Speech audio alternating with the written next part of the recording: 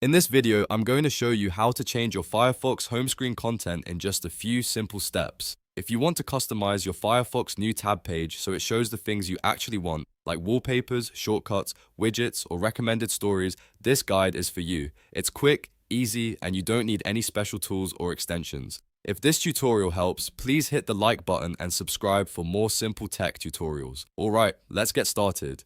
First, open Firefox on your computer. Once Firefox is open, go ahead and open a new tab. This will take you to the Firefox home screen where you can see the default layout and content options. On this page, look toward the bottom right corner and click the Customize button. This is where Firefox lets you control what appears on your home screen and new tab page. After you click Customize, you'll see a list of content options you can turn on or off. This is the main part of the process, and it's very simple. You'll be able to enable things like wallpapers, shortcuts, widgets, and recommended stories. Each option usually has a toggle next to it, so all you need to do is switch on the toggle for the features you want to appear on your Firefox home screen. If you want a more visual and personal look, enable wallpapers.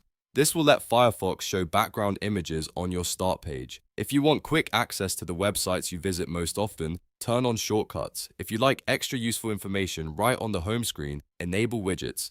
And if you want to see articles and suggestions from the web, turn on recommended stories. You can choose one, some, or all of these depending on how you want Firefox to look and feel. As you enable each toggle, Firefox will update the home screen settings automatically. There's no need to save anything manually in most cases. Just turn on the options you want and then open another new tab to see the changes take effect. If something doesn't look right, you can always go back into Customize and adjust the toggles again until the home screen matches your preference. This is a really easy way to make Firefox feel more useful and more personal. Instead of using the default setup, you can customize the homepage to better fit your browsing habits. Whether you want a clean look with just shortcuts or a more content-rich page with stories and widgets, Firefox gives you the flexibility to choose. And that's it.